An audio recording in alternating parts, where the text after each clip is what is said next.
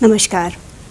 भूत भावन भगवान भोलेनाथ की नगरी काशी वैदिक काल से ही पर्यटन का क्षेत्र रही है। दोस्तों, आज हम बात करेंगे काशी के प्रसिद्ध धार्मिक स्थलों, पौराणिक स्थलों, मूर्तियों और विश्व प्रसिद्ध मेलों के बारे में। आज इस विषय पर बातचीत करने के लिए हमारे साथ हैं काशी हिंदू विश्वविद्यालय के कला व इतिहास विभाग के डॉक्टर शांति स्वरूप सिन्हा जी। बहुत बहुत स्वागत है डॉक्टर साहब आपका हमारे कार्यक्रम में। धन्यवाद प्रीति जी। डॉक्टर साहब, अगर पर्यटन की बात करें तो काशी में पर्यटन की क्या स्थिति है? काशी मूलतः अपने प्रादुर्भाव से ही जी इसका संबंध धर्म से रहा, और चूँकि ये शिव, विष्णु और अनन्य देवी देवताओं से इसका जो संबंध है, और चूँकि गंगा यहाँ स्वयं विराजती है उत्तरवाहिनी गंगा के रूप में, तो एक संपूर्ण जो सौंदर्य उपस्थित होता है जी, जिसमें आस्था भी है और प्राकृतिक सौंदर्य भी है, और इन दोनों मिलकर काशी को एक बहुत महत्वपूर्ण स्थान देती हैं। और यही कारण रहा है कि काशी हमेशा से ही धर्म प्राण नगरी रही जी। है। और केवल इतना ही नहीं, काशी का जो वैभव है वह उसकी निरंतरता में है, कंटिन्यूटी। यही उसका मूल है, क्योंकि काशी से पहले अन्य तमाम काशी के समकालीन अन्य नगरियां रहीं, वो कुछ कालखंड तक रहीं, फिर उनका अस्तित्व नहीं रहा, फिर वो विलुप्त प्राय हो गई। लेकिन काशी के साथ ऐसा नहीं हुआ। काशी निरंतरता में वैदिक काल से लेकर अब तक उसी परंपरा का कहीं न कहीं एक तरीके से निर्वहन करती है जी। तो स्वतः ही काशी के साथ पर्यटन का एक रिश्ता स्वाभाविक रूप से वो जुड़ता है। और वो पहले तीर्थाटन के रूप में था, लेकिन अब वो तीर्थाटन के साथ पर्यटन दोनों एक तरीके से आप कह सकते हैं कि समीभूत हुआ, और इससे दो प्रकार के लाभ हुए। पहला तो काशी की अपनी वैश्विक पहचान थी, लेकिन उस वैश्विक पहचान में आज उसमें संभावनाएं और बढ़ गई और विकास हुआ। जैसे फॉर एग्जांपल अगर हम बात करें तो काशी विश्वनाथ का मंदिर, और एक बार हर कोई जो भी सनातन परंपरा का व्यक्ति रहा हो वो काशी जरूर आना चाहता था, विश्वनाथ जी का दर्शन करना चाहता था।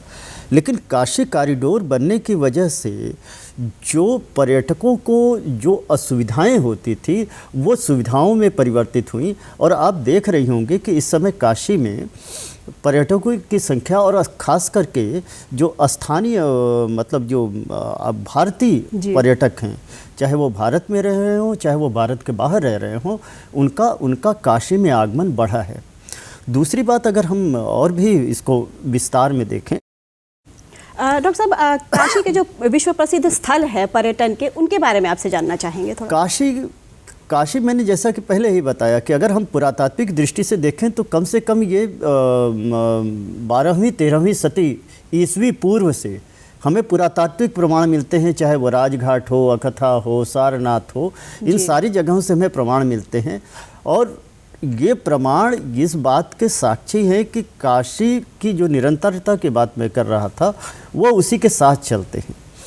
और यही कारण है कि हमें तमाम जो मूर्तियाँ मिलती हैं, काशी से जो मूर्तियाँ मिलती हैं, जो मृण मूर्तियाँ मिलती हैं, तो वो 2nd-3rd सेंचुरी BC। और आप सारनाथ का ही उदाहरण लें तो ये मौर्यकालीन यानी 3rd सेंचुरी BC से लेके वहाँ पर कम से कम 13वीं-14वीं सदी ईस्वी तक के लगातार हमें पुरातात्विक प्रमाण मिलते हैं जो उसकी निरंतरता को प्रमाणित करते हैं। दूसरी तरफ हम काशी विश्वनाथ को देखें, जो काशी कॉरिडोर है, यह मंदिर अहिल्याबाई के द्वारा 1777 में बनवाया गया। लेकिन इसका अर्थ ये नहीं था कि काशी विश्वनाथ का यही मंदिर था। इसके पहले भी काशी विश्वनाथ के तमाम मंदिर रहे जो समय काल और स्थान के हिसाब से परिवर्तित होते रहे। आदिकाल से है काशी विश्वनाथ का मंदिर। बिल्कुल उसमें कोई दो राय नहीं है। और अगर हम प्रामाणिक रूप से बात करें तो वर्तमान में काशी में जो सबसे पुराना स्थल है, जो पुरातत्व की दृष्टि से भी बहुत महत्वपूर्ण है, और वो महत्व की बात यह है कि काशी, अभी आपने पर्यटन की बात की, देखिए काशी में पर्यटन की भूमिका और उसके साथ जो पौराणिक संदर्भ बनते हैं। स्कंद पुराण का काशी खंड काशी में पंचक्रोशी यात्रा की बात करता है, और ये केवल इतनी ही बात नहीं करता, वो यहाँ तक कहता है कि काशी में इस पंचक्रोश क्षेत्र में जो लोग विराजते हैं या जो लोग रहते हैं उन्हें शिव की कृपा प्राप्त होती है और वो स्वतः ही मोक्ष के धामी हो जाते हैं। अगर उस साहित्य की दृष्टि से भी हम देखें तो काशी का जो पहला पड़ाव है, पंचक्रोशी मार्ग का जो पहला पड़ाव है कर्दमेश्वर, ये जो कंदवा ग्राम है, कंदवा ग्राम में कर्दमेश्वर मंदिर, और वो गढ़वालों के पीरियड का, यानी 12वीं शती ईस्वी का।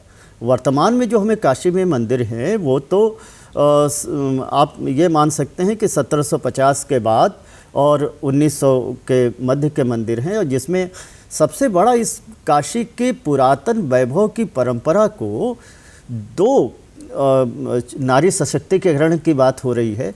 अगर हम उस दृष्टि से भी देखें तो दो रानियों का बहुत महत्वपूर्ण योगदान है। पहले हैं अहिल्याबाई, इंदौर की रानी अहिल्याबाई, और दूसरी हैं नाटौर राज की रानी थी रानी भवानी।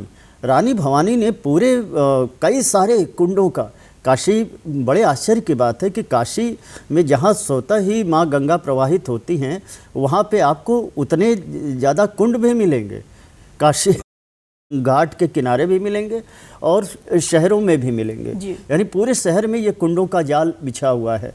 और ये जाल कहीं न कहीं भूमि की उर्वरा शक्ति को कहीं न कहीं सिंचित करने के लिए, और कहीं न कहीं वो जो उसके पीछे एक धार्मिक प्रयोजन है। जैसे मान लीजिए हम बात करें पिशाच मोचन की बात करें तो ये जो तर्पण की परंपरा है वो आज पिशाच मोचन पे उसी रूप में होती है।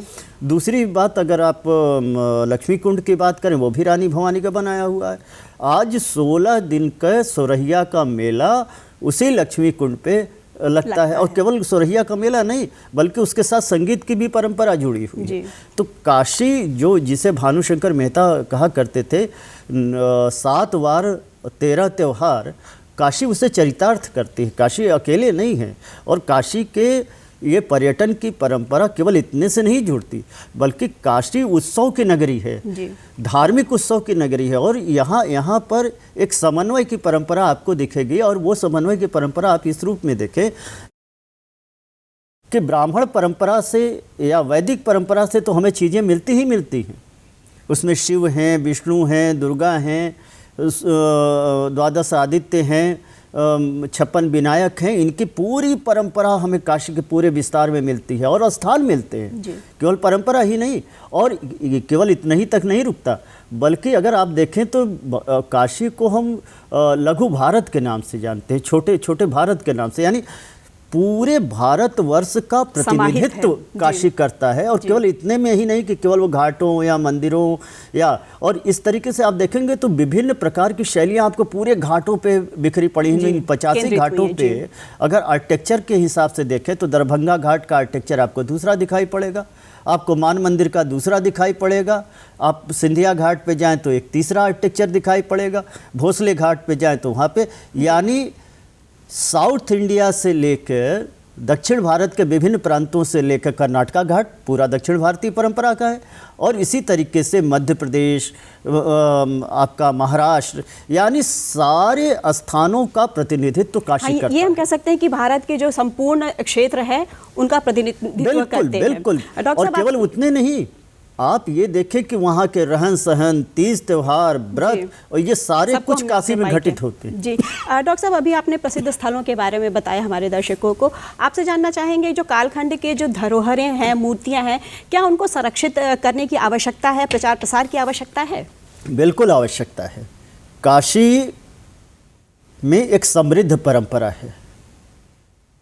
वर्तमान में हमारे पास मंदिर तो उतने प्राचीन नहीं हैं, लेकिन मूर्तियां इस बात की प्रमाण हैं। हमने आपको अभी थोड़ी देर पहले बताया कि 3rd सेंचुरी BC से, यानी तृतीय शती ईस्वी पूर्व से निरंतरता में हमें कम से कम 20वीं शती ईस्वी तक के यहाँ पे मूर्तियाँ मिलती हैं, जो एक तो विभिन्न कालखंडों को, और ये आपको जान के आश्चर्य होगा कि ये मूर्तियाँ एक घाटों पे हैं, ये मूर्तियाँ कहीं दीवार में लगी हुई हैं, और तमाम मूर्तियाँ ऐसी हैं जो संग्रहालय में रखी हुई हैं। ऐसा नहीं है, बनारस में भी कई संग्रहालय हैं। एक तो आर्कियोलॉजिकल म्यूजियम सारनाथ है, फिर आपका भारत कला भवन BHU में है, एक छोटा सा म्यूजियम काशी विद्यापीठ में भी है, काशी विद्यापीठ में है, इसी तरीके से संपूर्णानंद संस्कृत विश्वविद्यालय में भी है। तो इनके बाद भी आज भी हजारों हजार मूर्तियाँ बिखरी पड़ी हैं, जगह जगह पे बिखरी पड़ी हैं। जैसे एक छोटा सा आपको एग्जांपल और दे देता हूँ कि कैसे एक स्थान रिकॉग्नाइज करता है उसकी डेट को। अभी हमने बोला कि कर्दमेश्वर का जो कंदवा मंदिर है वो 12वीं सदी का गढ़वाल पीरियड का मंदिर है, गोविंद चंद जी का बनवाया हुआ। उसका कर्दम ऋषि से भी संबंध है, नाटौर की रानी भवानी से भी संबंध है, इन तमाम चीज़ों में। उसी स्थान पर गुप्तकालीन हमें मूर्तियां मिलती हैं, यानी वह स्थान केवल 12वीं सदी में प्रज्वलित नहीं था, बल्कि वह स्थान कम से कम 5वीं सदी यानी गुप्त काल से निरंतर था। और अभी 2 जगह की अभी रिसेंट खुदाई हुई है, बभनियाव और महावन की। ये राजा तालाब के पास 2 गांव हैं, और वहाँ से हमें 5वीं सदी के एक मुख शिवलिंग मिले हैं, 8वीं 6ठी 7वीं सदी के हमें महिषमर्दिनी मूर्तियाँ मिली हैं, शिव का रूठना, पार्वती का रूठना मिला है, गणेश की मूर्तियाँ मिली हैं। तो ये सारा कुछ ये बताता है कि कहीं ना कहीं काशी की जो ये समृद्ध परंपरा रही है, पर्यटन की दृष्टि से भी और उसके दृष्टि से भी। और आप बात कर रहे थे मेलों की, बात कर रहे थे कि काशी के मेले जो प्रसिद्ध मेले हैं। बिल्कुल, काशी मैंने कहा कि उत्सव की नगरी रही है और हमेशा से रही है, ऐसा नहीं, क्योंकि यहाँ पे जो सांस्कृतिक संगम है, उस सांस्कृतिक संगम ने उत्सव को और महत्व प्रदान किया। जैसे आप देखें भरत मिलाप, नाट्य इमली का भरत मिलाप की ये जो घटना, मतलब जो ये पूरा होता है, ये मुश्किल से 5 मिनट में पूरा प्रोग्राम घटित होता है। लेकिन उसको देखने के लिए बिना किसी प्रचार प्रसार के लिए, आज से नहीं, मैं बचपन से देखता चला आ रहा हूँ कि बिना प्रचार प्रसार के लाखों की भीड़ वहाँ पे जमा होती है उस छोटे से पैसे। ये है काशी का आकर्षण। और केवल इतना ही नहीं, काशी मैंने कहा कि हर प्रदेश का प्रतिनिधित्व करती है, जिसका सबसे सुंदर उदाहरण है रथ यात्रा का मेला। नकटैया की परंपरा है यहाँ, चेतकंजकी की नकटैया। और यही नहीं, भारत की जो सबसे प्राचीनतम रामलीला है, जो आज भी पारंपरिक रूप में मनाई जाती है, उसी तरीके से मसाल और पेट्रोमिक्स की रोशनी में मनाई जाती है, वो रामनगर का रामलीला है। यानी वो आपको सुनाई नहीं पड़ता, आप गुटखा अपने सामने रखते हैं और सामने एपिसोड होता देखते रहते हैं। और यही नहीं, वो मूवेबल है, चलायमान है, कहीं एक स्थान पर नहीं होता, बल्कि वो चलता रहता है। तो उसके साथ भी एक पर्यटन जुड़ता है। काशी के लोग, बाहर के लोग सवेरे निकलते हैं स्नान ध्यान तमाम करके, और फिर वो रात को 10 बजे 11 बजे फिर गंगा पार करके लौटते हैं। तो यही है काशी की अद्भुत विरासत, जो काशी जीती है। काशी मन है, काशी आत्मा है, काशी को बस जिया जा सकता है, महसूस किया जा सकता है। डॉक्टर साहब, कोविड के बाद या कह लें G20 के बाद पर्यटन को कितना बढ़ावा मिला है काशी में? अभी कोविड का जो इम्पैक्ट है और जिस तरीके से इस भयावहता से हम सभी 2-4 हुए, सभी कोई बचा नहीं जी। लेकिन बाबा विश्वनाथ की कृपा और हमारे सरकार की दूरदर्शिता, दोनों ने मिल के लोगों के प्राणों की रक्षा की। और आज हम सभी बात कर रहे हैं, तमाम चीज़ें कर रहे हैं। तो उनके कुछ प्रतिबंधों के चलते अभी, और चूँकि अभी कई जगह कई सारी चीज़ें घटित हो रही हैं, उसके कारण यूरोप से या अन्य देशों से लोगों का आना जाना थोड़ा कम है। लेकिन उस बात को, ये जो G20 का प्रोग्राम था, इस G20 के प्रोग्राम ने फिर से एक प्लेटफॉर्म दिया है, और बड़े पैमाने पे प्लेटफॉर्म दिया है। जहाँ तक पर्यटन की बात है, इसका सबसे सुंदर उदाहरण तो काशी कॉरिडोर ही है आपका, जो काशी की पूरी अगर हम बनारसी साड़ी, पान, यहाँ के गोलगप्पे, यहाँ के चाट और यहाँ की उन सारी की बातों को छोड़ दें, तो उन बातों में जो सबसे बड़ी बात थी वो था पर्यटक का आना। क्योंकि पर्यटक यहाँ के प्राणाधार हैं। पर्यटक पर्यटकों का आना इस कोरोना कालखंड में जिस तरीके से बंद हुआ, लेकिन उसी कालखंड में काशी कॉरिडोर का पुनर्निर्माण, आज परिणाम ये है कि पूरा काशी पर्यटकों से भरा पड़ा है और इससे स्वतः ही रोजगार के अवसर बहुत ज़्यादा बढ़ रहे हैं, संभावना भी बहुत बढ़ रही है बहुत बढ़े हैं जी। जब हम इंफ्रास्ट्रक्चर को डेवलप करते हैं तो स्वाभाविक रूप से रोजगार के अवसर बढ़ेंगे ही बढ़ेंगे जी। डॉक्टर साहब, आपने इतना कीमती समय निकाला और हमारे दर्शकों को काशी के बारे में, आध्यात्मिक नगरी, सांस्कृतिक नगरी के बारे में इतनी अच्छी जानकारी दी, हमारे पौराणिक धरोहरों के बारे में जानकारी दी, इसके लिए आपका बहुत बहुत धन्यवाद। धन्यवाद।